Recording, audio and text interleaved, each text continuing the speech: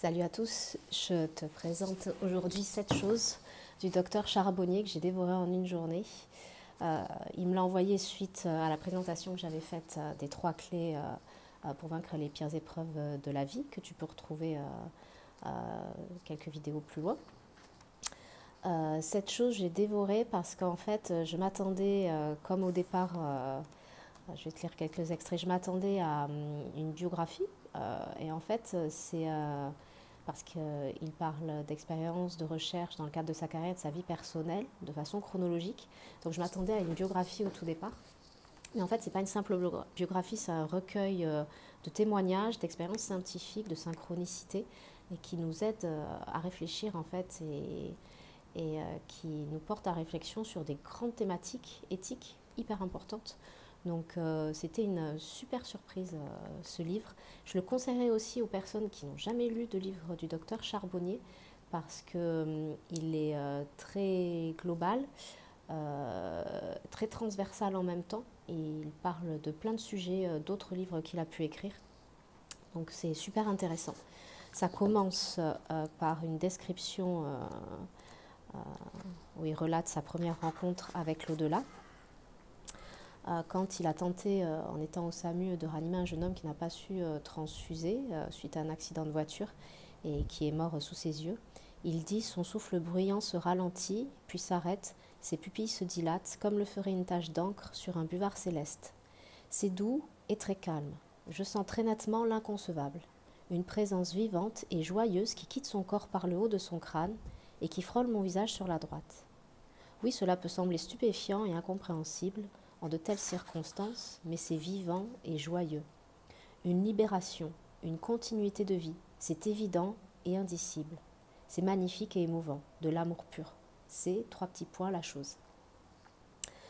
Il se passe 2-3 autres petites choses avant qu'il commence vraiment à évoluer à ce sujet, parce qu'effectivement, c'est la rencontre qui va chambouler à tel point que ça va quelque part guider sa carrière et aussi, je pense, sa vie personnelle. Il l'explique vraiment clairement. Il y a 2 personnes dans le coma qui lui parlent. Une première qui lui dit qu'elle a besoin de respirer, qu'elle s'étouffe et qui doit aspirer la sonde alors que sa collègue, a priori, est passée et l'a fait, et qui, à son réveil du coma, le remercie et lui dit « Oui, je me souviens très bien de vous, je vous remercie, c'est vous qui m'avez aspiré la sonde » alors qu'elle était dans le coma, alors qu'elle avait les yeux fermés avec du sparadrap. Elle l'a reconnu, donc voilà, c'est quand même des choses qui le font se questionner. Une autre personne, un monsieur qui se trouve aussi dans le coma suite à une réanimation et à, je crois, un infarctus qu'il a fait, mais il était déjà gravement malade et ils se sont aperçus après en fait qu'ils n'auraient pas dû le réanimer, même médicalement, parce que il était au bout de sa vie, ce monsieur, et il a une pensée dans sa tête en continu qui lui dit de chercher dans ses papiers personnels une lettre. Donc il explique qu'évidemment il n'a jamais fait ça, qu'il est très embêté, et il trouve effectivement dans ses papiers personnels une lettre qui exprime clairement qu'il ne souhaite pas être réanimé dans ces cas-là. Donc ça a permis de soulager la famille, évidemment, qui est toujours à se questionner dans ces cas-là pour prendre la meilleure des décisions. Donc là, il n'y avait plus de questions à se poser, c'était la volonté du défunt. Mais il reste toujours, voilà, il le dit, il reste toujours un petit peu perplexe par rapport à ses expériences qu'il vit. Et c'est en fait lors d'une séance, toujours pour accompagner les familles des mourants, lors d'une séance où une association invite des familles de mourants et il y a aussi un médium qui est présent. Du coup, il suit les explications de ce médium et dans ce cadre-là, le médium, Henri Vigneault, qui, a priori, je me suis renseignée, est un médium assez connu en France, relate des faits que seul lui connaît. Il relate des relations en fait qu'il a eues entre une dame qui, je crois, a perdu son mari, qui était dans le deuil, et que seul lui connaissait. Donc là, il fait vraiment un virage à 180 degrés, parce que lors de cette séance, Henri Vigneault, le médium, vraiment fait a de vrais dialogues, a priori, avec les défunts des familles Et il se dit, mais c'est pas possible, il paie les familles pour, voilà, pour faire son business, etc. Jusqu'à ce que ça arrive à lui, et il ne s'attendait pas à ce qu'il y ait quelqu'un qui souhaite lui communiquer quelque chose. Et c'est le mari de cette dame-là, en fait, qui le remercie. Le mari décédé, évidemment. Donc là, sa pensée fait un virage à 180 degrés. Il se dit, mais c'est juste pas possible. Euh, Voilà, donc ce livre montre les obstacles qu'il a affrontés pendant sa carrière.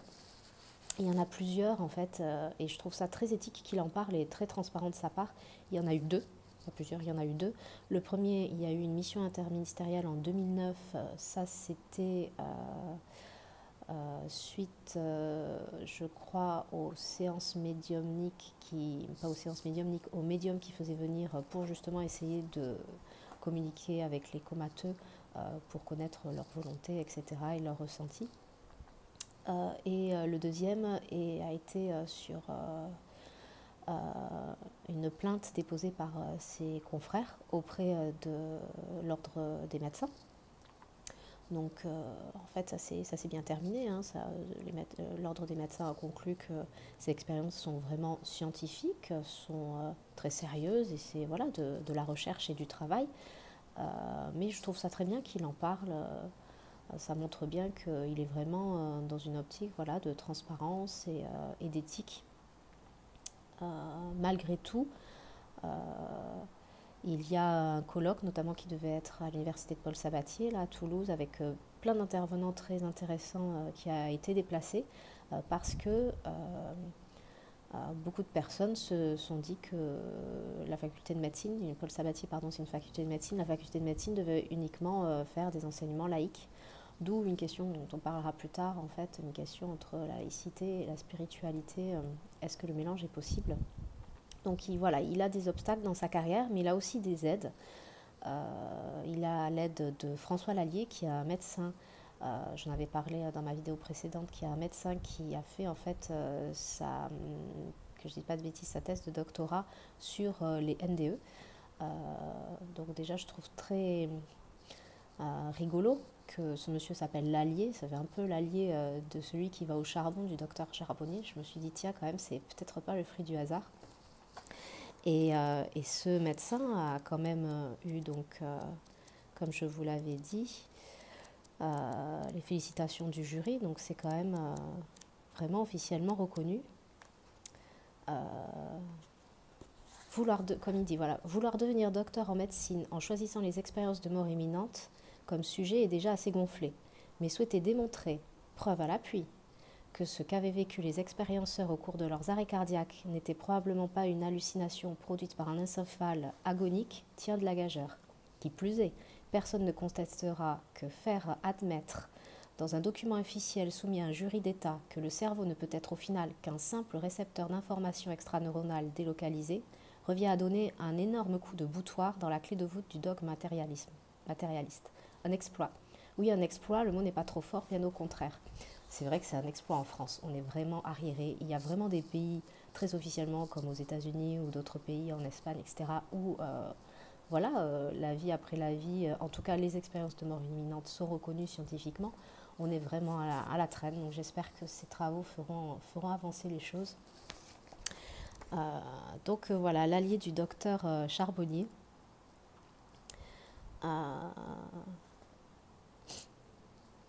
Nos conclusions sont les mêmes compte tenu de ce que nous avons appris depuis des années en collectant tous ces témoignages d'expérienceurs. Il est totalement impossible que la conscience soit fabriquée par le cerveau. Ce concept poussiéreux est totalement dépassé. Pour nous, le cerveau ne peut être qu'un récepteur d'informations extraneuronales et ces informations reliées à cette conscience, que j'appelle intuitive, persistent après la mort. Pim Van Lommel publiera quelques mois après la soutenance donc, de la thèse de François Lallier un livre détaillant le concept et s'appuyant sur les données de la physique quantique. J'ai eu le privilège et l'honneur de rédiger la préface de cet excellent ouvrage. Donc voilà, ce que je vous disais, c'est aussi bourré de références où on peut compléter nos informations quand on est dans ces questionnements. Donc c'est un livre, je pense que je vais me procurer parce qu'on touche aussi à la physique quantique, c'est vraiment juste passionnant. Monsieur Lallier, qui fait partie des personnes qui l'ont aidé, il n'a pas rencontré que des obstacles, il a pris appui également auprès d'une avocate, notamment dans le cadre de ses recherches avec les personnes dans le coma, qui est spécialisée dans le droit des malades pour rédiger des protocoles, voilà, afin qu'ils soient juridiquement blindés. Et je trouve ça très très bien qu'au niveau juridique, il se soit blindé pour plus avoir de soucis. Il faut faire les choses aussi de façon cadrée, rien à dire. J'ai appris qu'en 2019, il va y avoir un thriller qui va sortir sur la mort décodée, qui est euh, donc un film qui va sortir sur le thriller La mort décodée, un film au Canada. J'ai pas lu ce livre, mais voilà, du coup, ce film au Canada, je pense qu'il va aider à faire connaître ses travaux de recherche. Euh, il parle également que l'ONU a quand même recommandé et préconisé la spiritualité pour le traitement des malades en 2007. Euh, voilà, il y a des obstacles, mais il y a aussi des choses qui avancent et des aides qui sont apportées. Et, ça amène aussi des pistes de réflexion extrêmement intéressantes. Par exemple, je me suis questionnée sur le financement des hôpitaux. À l'heure actuelle, l'État, chaque année, ferme des lits, baisse les subventions chaque année. On peut se demander comment accompagner au mieux les familles avec ces protocoles qui sont scientifiques et qui sont jugés très utiles pour les familles, en tout cas qui vivent le deuil. Euh, Ensuite, je me suis questionnée sur ce que l'on fait de notre vie, sur ce que l'on ferait si on devait mourir demain, par exemple, parce qu'en fait, voilà, en se questionnant sur la mort, on se questionne.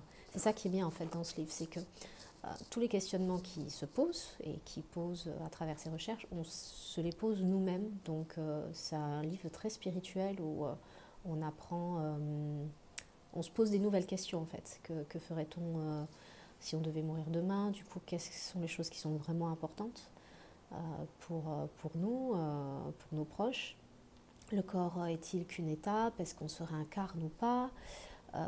Est-ce que après la mort, par exemple, si on reste vivant, on se dépouille du corps? Est-ce qu'après on se dépouille d'encore autre chose après la mort? Où finiraient les étapes d'évolution? Euh, je me suis dit, ce genre de livre, c'est vraiment bien pour informer le grand public. Et si vraiment tous ces protocoles, toutes ces expériences scientifiques étaient communiquées au grand public, je me dis que peut-être aussi, si c'était communiqué dans les prisons, il y aurait peut-être moins de délinquance ou de crimes, parce que, voilà, ils réfléchiraient, les personnes réfléchiraient peut-être avant de commettre des délits un après, et peut-être que, effectivement, en tout cas, ça a tenté, ça peut être que positif si ça marche. Euh, voilà, il y a aussi des réflexions que je me suis fait sur le don d'organes. Alors là, je pense vraiment pas avoir toutes les informations. J'ai compris qu'en Belgique, il y avait des abus sur le don d'organes. C'est pas le cas en France. Je sais qu'on peut vraiment clairement dire ce qu'on veut aux familles et que c'est vraiment les familles et pas les médecins comme en Belgique qui choisissent. Mais il précise que le don d'organes n'est jamais fait dans une mort clinique, mais dans une mort cérébrale irréversible. Il n'a pas détaillé, mais il dit qu'il y a différents tests radio, biologiques, etc. Et je me suis posé la question par rapport au cas d'Eben Alexander. Je ne sais pas si vous avez vu son témoignage. Eben Alexander a quand même eu, suite à un virus, je crois que c'était E. coli, qu'il avait dans le cerveau, eu le cerveau tellement ravagé qu'a priori, il n'avait pas, il avait toutes les molécules chimiques, tout ce qui était biologique, toutes les radios, tout était éteint et malgré tout il est revenu. Donc est-ce que je me trompe que c'était simplement une mort clinique ou est-ce que la mort cérébrale irréversible est encore à un autre niveau? Du coup ça vaudrait le coup pour le grand public, personne comme moi, de creuser un petit peu la chose, d'avoir un petit peu plus de détails. Est-ce que Eben Alexander était vraiment en mort cérébrale irréversible? Moi j'avais cru comprendre ça dans son témoignage. Ou est-ce qu'il était juste et qu'il a pu revenir malgré tout? Donc voilà, des questions fondamentales parce que la mort, on y passera tous, parce qu'il y a des gens professionnels qui travaillent dans les hôpitaux et qui ont besoin aussi d'avoir ces réponses, je pense. Pour parler de choses un petit peu plus gaies, peut-être, il y a aussi le questionnement sur l'inspiration artistique. Ça me tient en plus à cœur parce que pour moi, l'art, c'est très important. Je pense que ça a un rôle social, un rôle personnel, spirituel extrêmement important, collectif et individuel. Et il a une théorie selon laquelle l'inspiration, même artistique ou scientifique, ou toutes les inspirations, en fait, seraient qu'on éteint notre conscience analytique et qu'on allume notre conscience intuitive. Et euh, j'ai trouvé ça, voilà, ça m'a beaucoup fait réfléchir. Je pensais notamment à Bernard Werber, qui est quelqu'un de très connecté, qui est un artiste, qui écrit beaucoup, et il le dit lui-même, voilà, il fait son yoga, sa méditation, il se connecte, et puis il écrit, il écrit, il écrit. Et là, son dernier ouvrage s'appelle Au-delà, je crois, hein, ou L'au-delà. Et son papa est décédé cette année, donc je me dis, est-ce que effectivement il a eu cette intuition quelque part et il a fait ce livre parce que voilà, il s'est connecté. Voilà, je me suis posé beaucoup de questions par rapport aux inspirations et je pense que c'est plein de questionnements, quelque part sans fin. Est-ce que il serait bien d'avoir les réponses appartiennent à chacun comme tout le temps. Encore un autre questionnement sur les croyances, euh, où on partage là pour le coup l'analyse des choses. Il a trouvé que depuis les événements malheureux qu'on a connus en France, hein, je pense à Charlie, où il parlait aussi de Fukushima, 2011, les gens réfléchissent sur leur notion du bonheur, sur leur notion de la famille, des amis, de qu'est-ce qu'on fait sur cette terre, sur la solidarité aussi. Et, euh, et il en a conclu malheureusement que l'être humain doit passer par des étapes de souffrance pour évoluer et pour se poser des questions. Et moi, je suis vraiment persuadée de ça, sans jugement sur les gens, vraiment avec mon propre ressenti à moi-même. J'ai l'impression que sans douleur, j'arrive pas à évoluer et que c'est malheureusement les étapes difficiles, douloureuses, qui me font me poser des questions sur des choses un petit peu plus spirituelles. Il s'appuie alors euh, sur une étude, mais il ne dit pas qui a fait cette étude, où les Français, en 1980, croyaient à 35% en l'au-delà, en 2008, 39%, et en 2011, 64%. Donc c'est très exponentiel, et lui, il le lie justement à ces événements malheureux. Ce qui ne m'étonnerait pas, effectivement, les événements malheureux font réfléchir malheureusement aux choses essentielles. Il parle de 7 raisons de croire au TCI, aux transcommunications hypnotiques. Je vous invite vraiment à lire le livre parce qu'il y a plein, je ne vais pas tout vous lire ou tout vous détailler parce qu'il ne faut pas aussi que je vous spolie tout. Il y a plein d'expériences de contact avec l'au-delà, notamment euh, par des radios ou par des appareils qui enregistrent des voix. Et dans ces 7 raisons de croire à ces expériences de ce qu'il appelle de transcommunication, TCI, transcommunication, je ne sais plus, il dit que la voix humaine est comprise entre 400 et 800 Hz, je crois, alors que les voix qu'ils enregistrent sur les bandes sont au-dessus de 1400 Hz. Donc ça montre bien que c'est pas entre guillemets dans notre dimension, en tout cas ici, dans ces hertz et cette vibration de ce plan matériel. Les messages sont enregistrés parfois plusieurs en même temps. Parfois, ils sont enregistrés à l'envers sur les bandes. Parfois, ils se déplacent même sur une même bande. Un même message se déplace sur la bande. C'est quand même des informations qui sont retenues, notamment quand il y a des enquêtes par la police, parce qu'il y a des critères tellement pertinents qu'ils savent que voilà, ils s'appuient dessus. Donc la police en général, elle perd pas son temps avec des bêtises.